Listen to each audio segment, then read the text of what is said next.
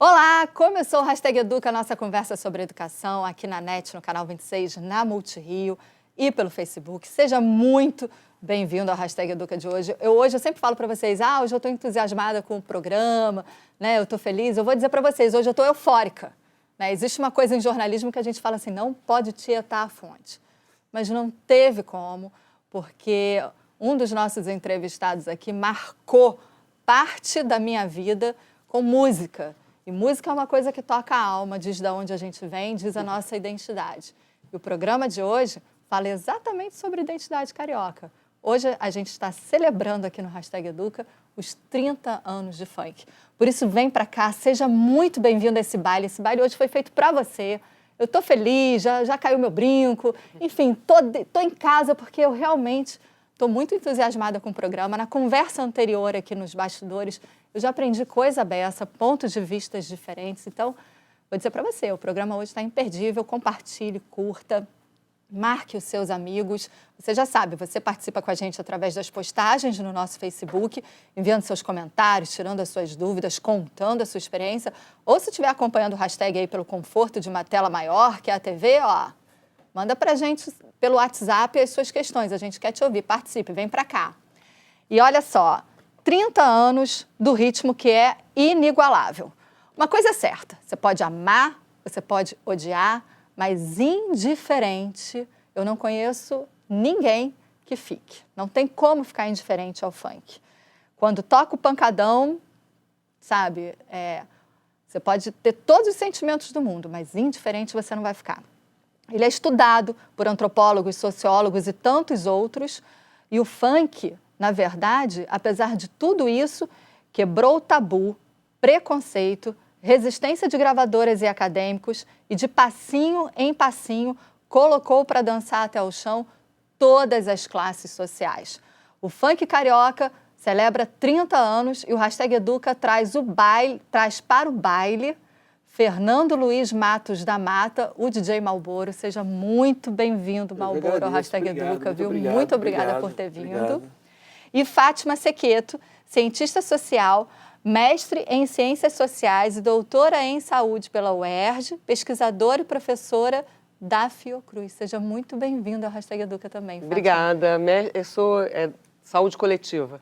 Olha, então já está tudo no baile mesmo, viu? Hoje coletivo. A gente vai falar mesmo sobre comportamento social, se tem cultura funk, se não tem, coletividade, identidade de grupo, pertencimento, então tá dentro. Sejam muito bem-vindos ao Hashtag Educa, viu? Pelo convite. E eu já começo perguntando o seguinte, Malboro, o funk carioca surge em 89, quando você lança o LP Funk Brasil? Exatamente. O funk, ele é da década de 70, né? Lá atrás, quando a época do soul, foi as metamorfoses, teve várias interferências, mas tudo sempre na base do internacional. Tivemos algumas tentativas de manifestações bem-sucedidas na época, mas não virou um movimento, que foi a época do Tim Maia, foi a época do Jazz King Combo, Tony Tornado, que foi Banda Black Rio, que foi uma tentativa de nacionalização, de criação de um movimento naquele momento. Só que tivemos os artistas pontuais, que foram sucessos naquela época, Sandra de Sá, né, Tim Maia, e aí o que acontece? Mas só que ficou limitado a esses artistas, não virou um movimento musical. E aí o funk dos bailes, principalmente, ele continuou internacional, sempre tocando músicas internacionais, etc. Apesar dessa galera, desse momento do soul nacional, ter conseguido até conquistar espaço lá fora, de reconhecimento e um carinho muito grande, mas ainda não chegou a ser um movimento. Continuou as músicas internacionais predominando e prevalecendo nos bailes. E aí, a determinado momento, até essa galera sumiu, meio se afastou, já não conseguia mais entrar dentro dos bailes. Os bailes viraram uma outra coisa. E aí, dentro desse momento, aparece um hip-hop nascido em Miami, que teve a febre do hip-hop no mundo inteiro, que vem da década de 70, que nasceu em Nova York, foi desenvolvendo. Em Miami, ele foi um hip-hop diferente, com batida mais acelerada, com gravão. E esse hip-hop feito em Miami chegou no Brasil, por conta das equipes de som, já tem aquele monte de caixa de som montada, e começou a ter uma sonoridade muito boa. E começou a ter uma aceitação e ser chamado de funk. A denominação Miami Bass Freestyle só ganhou essa denominação quando ela atravessou o Atlântico e a Europa conheceu esse som.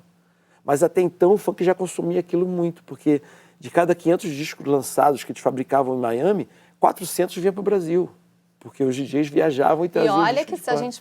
Você que é mais jovem, só dizendo assim, né? Menos de 30 anos aí do funk, você não faz ideia do quão caro um LP era. Era verdade. Não, detalhe é assim, eles raspavam o rótulo. Quem conseguia descobrir uma música nova lá fora, que tinha uma quantidade de DJs que viajavam e viviam dessa viagem. E eram, na época, os influenciadores dos DJs, que influenciavam os DJs. E tinha muitos que eles descobriam uma música nova, eles compravam 100 discos daquele, raspavam o rótulo de todos e vendia por um valor muito mais caro, porque enquanto os concorrentes que viajavam não sabiam do nome, não tinha como trazer também. Virava uma exclusividade para eles trazer aquele disco internacional. A música às vezes era boa, tocava no baile, todo mundo queria, tocava na rádio, mas ninguém sabia o nome da música. Entendeu? Aí eles vendiam mais caro, por exemplo, o disco custasse R$30 na loja, já era R$100 por ter vindo uma certa exclusividade. Quando ele raspava o rótulo, o disco chegava a R$500, R$600. E era vendido e consumido. Quando que você entra nessa jogada dessa mudança do funk? Não, aí o que acontece? Eu sou DJ desde 77, então eu peguei a época do soul, do rock, do cocota, do black, daquela rivalidade que tinha entre os dois. Aí veio a febre do disco também. E veio a hora que, não sei se o disco blaqueou, o black discotecou, porque acabou que a música depois virou uma coisa só.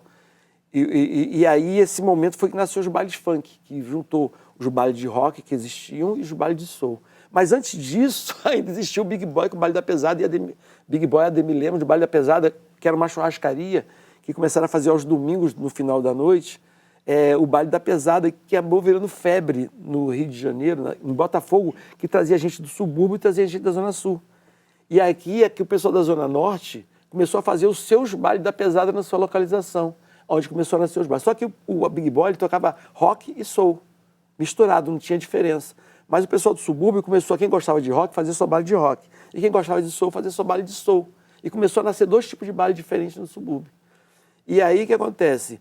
E aí o baile da pesada, eles precisavam lançar um artista no Rio de Janeiro, que aí a gravadora queria fazer um investimento no artista e tiraram o baile da pesada da churrascaria Canecão para colocar esse artista, porque tinha muita gente, uma vitrine muito boa tinha virado aquele local. Quem era esse artista? Roberto Carlos. No início do Roberto Carlos. Lá olha aí, o funk rivalizando com o Roberto Carlos, gente, não, olha isso. E o engraçado é que, não, na verdade, aquele momento ainda tinha aquelas duas divisões, né? O engraçado é que anos depois o Roberto Carlos regrava Leozinho, Ela Só Pensa em Beijar, olha que aí. é uma música que foi... Ele, no especial dele, convidou o Leozinho e cantou Ela Só Pensa em Beijar, que ele estava ouvindo um funk na rádio. Ele comenta, né, no programa dele, essa música é um funk, mas esse funk tem uma letra legal e tal. E começa a comentar e acaba convidando. E tipo assim, é irônico essa história, né? Do baile ser expulso do Canecão. E aí ele teve uma força maior, porque o baile da pesada começou a circular o subúrbio, onde as pessoas já estavam desenvolvendo os seus bailezinhos, né? As suas equipes, Cashbox, Soul Prix, Tropa Bagunça, normalmente numa boa, que eram as equipes da época. E aí o que acontece? Quando veio a febre da disco, aí tinha o baile de rock e o baile de soul. E o baile da pesada que tocava de tudo. Quando veio a febre da disco, os bailes de soul, os bailes de rock rapidamente se transformaram em disco. Mas os bailes de soul, eles ficaram resistindo com a bandeira do soul, não queriam tocar disco, porque disco era música de branco e não queriam aquela resistência, que era os cocota gostaram de disco. Nós não vamos... Só que acontece o seguinte, os próprios ídolos deles, do soul, começou a fazer disco. Kool and the Gang fazia soul, começou a fazer disco. Cão Funk Chan fazia soul, começou a fazer disco. Vários artistas do soul começaram a fazer disco. Aí começou a vir o disco funk, como misturou. Ah, tá. E aí os bares que tocavam separado passaram a tocar um tipo de som só e misturou a população também. Isso é muito legal. Isso é importante, porque quando a gente pensa em coletividade, a mistura da cidade vai ajudando a construir essa identidade, não é? Essa é uma pergunta? E sim, a cidade é uma cidade diversa, é uma cidade que abriga, né, vários estilos, né, musicais e gêneros musicais. Então, o Rio de Janeiro é uma cidade diversa. E ainda que tenha localidades com, né, suas características especiais, há muitos pontos de encontro. E as festas funk, o baile funk, é um local de encontro, onde a juventude carioca se encontra. A socialização deles acontece no baile, né? Né? Olha só, a gente já tem aqui vários comentários. Olha, Vinícius Oliveira, o programa hoje está sensacional, palminhas, parabéns. Raquelzinha Pacheco, DJ Malboro é o guru do funk. Obrigado. Lenda, amo. Rodrigo Cortez, já tô ligado no hashtag, manda um abraço para o Malboro, sou fã. Eu vou soltar aqui agora, antes de continuar as interatividades, a gente fez um vídeo para você acompanhar, mais ou menos aí, esses 30 anos de funk, uma panorama, né? Digamos assim. Vamos dar uma olhada e comentar isso daqui a pouquinho.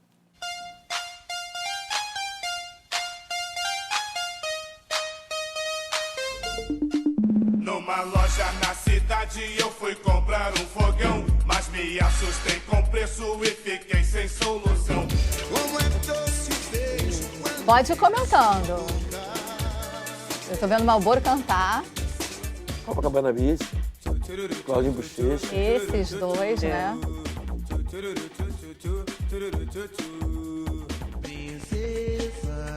Assim. Que é antes de 99. É antes de 99, né? Essas já Aí tá entram as certo, mulheres, já né? é 2000. Começam as MCs a serem protagonizarem. Um beijinho pra filhinha e pra vovó. Só não posso esquecer da minha eguinha Pocotó.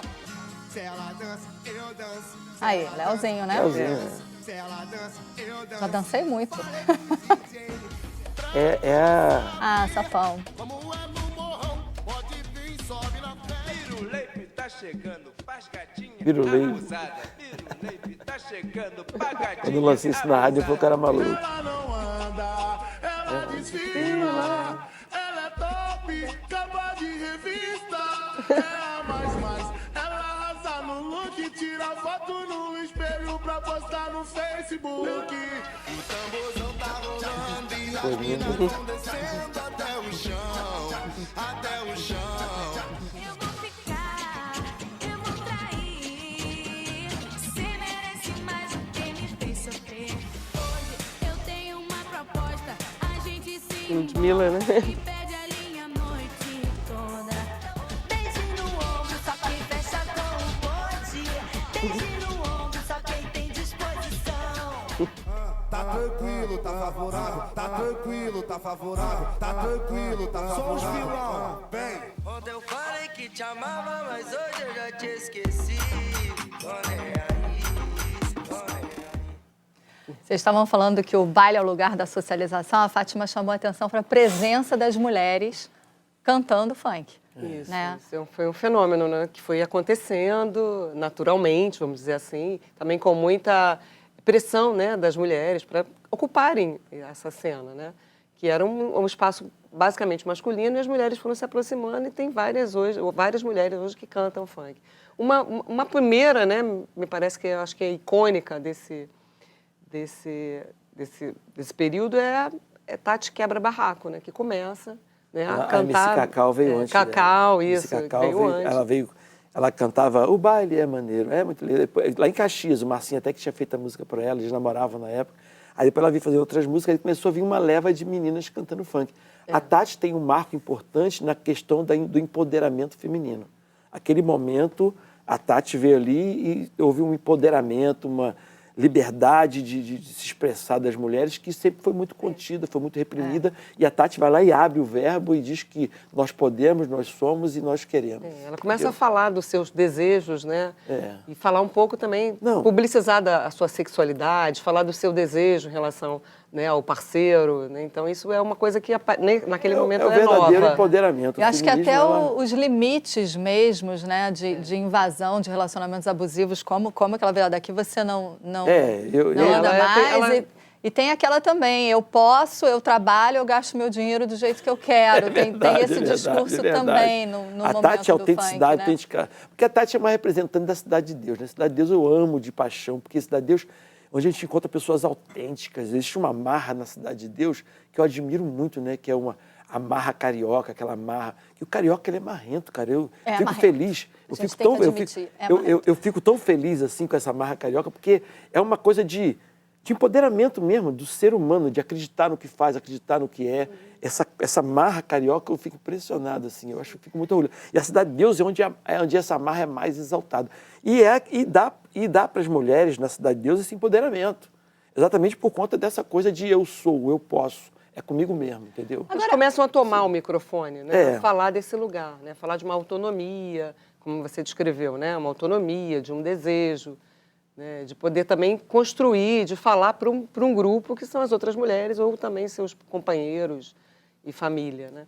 Agora, a gente observa, pelo menos deu para ver ali um pouco nesse panorama que a gente fez, uma evolução estética também, né? Você hoje tem clipes, assim, super produções à la Madonna, né? E antes, às vezes, era uma coisa mais caseira e tal. O que aconteceu com o funk? E aí eu queria chamar a atenção para essa indústria criativa mesmo. Hoje o funk, ele mexe com tudo. Mexe com quem trabalha com som, com quem é produtor, com quem é dono de loja de roupa, de figurino, né? O que aconteceu com o funk nesses 30 anos? A gente já está indo aí para o bloco final. A razão da industrialização. Porque acontece o seguinte, o funk, o Rio de Janeiro sempre foi um potencial criativo absurdo. Aqui nasceu machixe, bossa nova, jovem guarda, samba, funk e o potencial cultural criativo absurdo. Fora, não tem no mundo nenhuma cidade igual. Mas o funk não tem a questão de industrialização e profissionalismo de como tratar música. Ainda é uma coisa amadora, oba-oba, alegria, festa, não tem uma postura profissional. O funk já tinha estourado em todo o Brasil, menos em São Paulo. E eu sabia que São Paulo ia dar uma contribuição para o funk profissional. Então, o que eu fiz? Eu comecei a fazer eventos em São Paulo toda quarta-feira no Love. E comecei a fazer toda quarta-feira, porque era o único dia que eu tinha na agenda vaga, e peguei e começou a lotar, encher pra caramba. Mas eu percebi que o pessoal estava meio durão ainda. Apesar de ter os momentos de modismo, em São Paulo aqui o funk batia, mas ele não estava implantado como cultura. E o que eu comecei a fazer? Uma coisa chamada Ponte do Funk. Uma vez por mês eu pegava um ônibus de Paulista e trazia final de semana para o Rio de Janeiro, nos bares que eu tocava, e fazia questão deles começarem no Complexo do Alemão, fazer o Raio de Sol na Tijuca, que era classe média, e depois terminar no Rádio Rock Café, que era o meu percurso que eu fazia. A Big Mix tocava no Complexo do Alemão. Eu mostrava para eles que o funk alcançava todas as classes sociais e como eram diferentes os funks nesses lugares. E eu fazia essa ponte ao contrário. Eu pegava um ônibus de funkeiro do Rio de Janeiro, de comunidades diferentes, exatamente porque eu queria fazer a união da cidade também, e levava esse ônibus na quarta-feira para o Love e botava essa galera no meio da galera. E aí começou a haver a troca de informação. Aí realmente, essa minha atitude foi, no discurso de posse do Gilberto Gil, foi comentada essa minha iniciativa. Porque eu estava fomentando cultura, cultivando cultura sem nenhum tipo de apoio. Eu mesmo que pagava o ônibus no meu bolso, eu fazia tudo do meu próprio recurso, porque eu acreditava na necessidade de São Paulo fazer parte do movimento funk para que houvesse um profissionalismo do funk como que está acontecendo hoje. Agora, o que chama atenção, eu acho, Fátima... Falo pra caramba. É que não, tá ótimo. O que eu acho que chama atenção bastante hoje é que a gente vê, assim... meninos DJs, como, por exemplo, a gente tem o DJ do Borel, que a gente viu outro dia, é um menino, né? Você tem meninos hoje profissionalizados no funk, né? Eu diria assim, que o funk sempre teve uma capacidade muito grande de se transformar. Né? Ele tem uma capacidade incrível, desde o momento que começou a tocar, né, nos bailes, e passando por vários estilos, né? Funk bandido, porno funk, funk ostentação. Diversidade de uma diversidade muito grande. E, assim, de alguma maneira, eu aprendi também muito com os DJs, inclusive com o Marlboro, isso. Uma música que era fácil de fazer, um jeito barato de se produzir. Então, isso foi uma ampliação. Democratização. Exatamente. Então, os jovens perceberam essa capacidade que eles tinham de colocar, né, de criar em cima do que já tinha. Né, e fazer melhor, né, colocando, anexando ritmos diferentes, as próprias letras. Hoje né? tem o brega funk, funk brega. Tem o Nordeste, tem o Recife, tem da Bahia um tipo de funk sendo feito com elementos de música baiana. E o que eu falo sempre às pessoas, pretensionismo seu, fala isso, não fala isso não, que pega mal pra caramba. Mas, cara, eu tenho que falar. Eu acho que o funk hoje é quem melhor representa o que é a cultura brasileira em relação às nossas misturas. Nós somos um povo misturado, nós somos um povo de mestiço, né? Somos mestiços. E o funk, ele se mistura. Você pega um teclado da música mais moderna do primeiro lugar do Spotify, vai ser ampliado no funk. Aí tu vê uma Folia de Reis, uma música folclórica brasileira sampleada no funk. Tu vê um tango sampleado no funk. Você vê outras culturas se misturarem musicalmente no funk. E isso é a nossa cultura. Nós somos um povo misturados. Então, quem melhor representa a nossa cultura de misturas? Hoje é o funk. Então, assim, eu vejo que tem essa possibilidade, né? E também essa possibilidade de se integrar ao mercado, né? A uma questão da indústria, um complexo industrial. Né? Porque quando... Gera emprego, né? Enfim, gera emprego, fonte de renda, né? Para si ou para, né? Para as pessoas que os jovens, né? Convivem. E, sim, tem essa possibilidade de sempre estar se renovando, né? Sempre criando em cima do que já existe. E eu sempre acho que tem uma questão de próprias músicas que vinham, né, norte-americanas, as letras eram transformadas e se transformavam em melô, né? Gente, melô. pelo amor de Deus, quem nunca cantou errado, né? A e, música, assim, Chochomere, todo mundo fala, né? Chochomere, melô do tomate, enfim, e sempre foi a riqueza da riqueza. Então, assim, os jovens têm essa capacidade de estar sempre antenado com o que está acontecendo e criar em cima disso. E se integrar ao mercado industrial. Eu acho que é isso também, é uma possibilidade, quando a gente vê, por exemplo, assim, o funk canta muita música hoje em dia relacionada à sexualidade. Sim, porque existe um grupo, né, isso vende, né, o corpo vende, a sexualidade vende. Então, tem esse erotismo, vamos dizer assim, funcional. O que está fazendo, o que está dando, né? O que as pessoas estão comprando e estão consumindo. Então, muitas músicas falam da relação entre os sexos, né, de partes do corpo, porque isso tem um público que vai consumir esse tipo de música. Foi bom ela tocar nesse assunto que eu queria falar com você. Correu na internet, viralizou a entrevista da Anitta em Harvard, numa palestra, que ela fala assim, como que o funkeiro vai cantar O Barquinho Vai, a Tardinha Cai? Ele canta aquilo que ele vê, né? O que ele vive. O que ele vive. Né? E existem críticas, principalmente em quem lida com a educação, tem quem gosta, quem não gosta, exatamente por essa questão da sexualização no funk. Qual é a sua opinião a respeito? Bom, eu sou contra a pornografia no funk. Eu sou radicalmente contra, porque eu acho que o funk, quando eu fiz ele em 89, eu via que ele estava unindo as pessoas, unindo classes sociais, unindo faixas etárias, unindo a cidade. Quando você tem um funk que agrada só uma faixa etária, você começa a ter rejeição de outras faixas etárias, você começa a dividir. E se o funk pornográfico, ele tem que ter o espaço dele, o lugar dele, no lugar apropriado, maior de 18 anos, num ambiente fechado. Numa comunidade, em céu aberto, com crianças, idosos e pessoas que não estão ali dispostas a ver aquele tipo de pornografia, eu acho um desrespeito a essas pessoas. Então, acho que eu sou contra o funk pornográfico, porque ele não soma para o movimento funk em relação à união de todos. A união das classes sociais, a união da religiosidade, porque se tem funk com letras legais, o crente, o macumbeiro, todas as religiões vão gostar daquele funk. Quando você tem um funk de letra pornográfica, você começa a dividir religião, começa a dividir faixa etária, começa a dividir classe social. Eu acho que música para dividir, cara, o funk não é para isso. Quando eu fiz o funk em 89, o primeiro disco, eu fiz com o intuito de unir, de criar emprego, de criar oportunidade, dar chance das pessoas se expressarem, de contar o seu cotidiano, de contar o que eles vivem no seu dia a dia. E aí as pessoas, mas e os proibidões que falam Cara, o proibidão, para o cara que está cantando, não é proibidão, é realização, é realzão, né, vamos dizer assim, porque ele está cantando o que ele está vivendo. A gente quer, aí as pessoas tentam assim, meio criminalizar os MCs que cantam o proibidão, que eu digo, que falam do crime. Do crime mesmo, do tráfico. Cara, ele está vivendo aquilo no dia a dia. Então, quer dizer, a gente quer que ele cante coisas boas, vamos mudar a realidade que ele está vivendo. Eu acho que a cura não está... Calar a boca desses garotos não vai viver a realidade do que eles estão passando. Vai acabar essa realidade deles nos alcançando, o que está acontecendo hoje. Então, quando o cara canta, eu só quero ser feliz, andar tranquilamente na favela onde eu nasci, na verdade é um grito de socorro para os problemas que ele está passando na favela. E que a cidade, as autoridades ou quem é responsável tem que ir lá acudir ele e dar a oportunidade dele não mais pedir socorro pelo que ele está passando. Porque um dia o problema dele vai bater na sua porta. E você vai ter esse problema com você. Não vamos ter que cantar, eu só quero ser feliz e andar tranquilamente na cidade onde eu nasci. E não mais na favela onde eu nasci. É o que a gente canta hoje.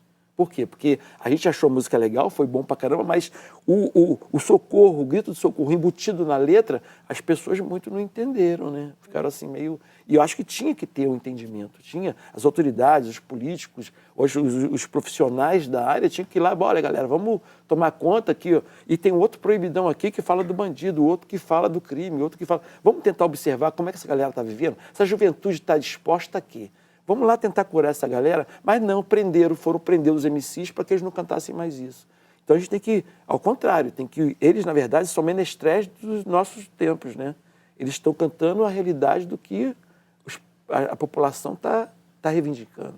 E temos que ficar atento a isso sempre. Foi bom você falar nisso, porque a primeira coisa que estava me passando na cabeça é o seguinte: escola, em muitos lugares, é o único equipamento cultural que existe. Né? Em determinados bairros é a escola, né? Com uma quadra, com um pátio. E muitas vezes ainda há resistência da escola para o funk. Mas olha só, tinha um projeto jovem nas comunidades, de ensinar dança e levar cultura para dentro das comunidades. Um projeto de um dos governos passados. Uma dançarina minha morava no Morro do Dendê. Ela fazia parte porque ela era dançarina e botaram ela para ensinar lá a dança. Ela não podia dançar funk. Como que não pode? Dentro da comunidade, o cara quer incentivar a cultura, quer dar oportunidade cultural para as pessoas, mas não pode desenvolver a cultura deles. É absurdo isso, é imposição. É aquela coisa do cara chegar aqui, querer impor a cultura dele e tirar as outras. Não é isso. As culturas se misturam, elas têm que se misturar, uns têm que aprender com o outro. É troca de informação. Aí nascem novas culturas, aí as culturas se desenvolvem. Então, por exemplo, tinha um projeto, uma vontade de fazer um projeto de funk dentro das escolas. Para quê? Para, através do concurso de funk, aprender a escrever, aprender na aula de português, aprender a orientação de como compor música. Porque enquanto o Estado ou as pessoas estiverem cada vez empurrando mais o funk para a favela, mais vai vir respostas da inversão de valores que existe na favela hoje em dia. E quando você abraçar essa cultura e trouxer ela para você e começar nas escolas, ensinar através do funk. Tinha um pedagogo, um professor que dava aulas cantando música de funk. As pessoas tinham um bom aproveitamento, era legal, era uma novidade. Mas isso tinha que ser desenvolvido no geral. Então, o que acontece? Se você pega o funk e usa para instruir, para ensinar dentro das escolas, que é o veículo de comunicação ao qual o jovem tem identidade, cara, ia ter muito mais proveito. Todas as aulas, tudo que é ensinado ia ter um proveito muito maior. Mas, assim, essa oposição, o funk sempre viveu uma tensão, né? Entre uma música que é um orgulho, né? Da favela onde nasceu, falar o nome de onde eu venho, orgulho e estigma. Sempre o funk sempre teve nessa tensão. Em momentos isso fica um pouco mais suave, em outros momentos endurece um pouco mais.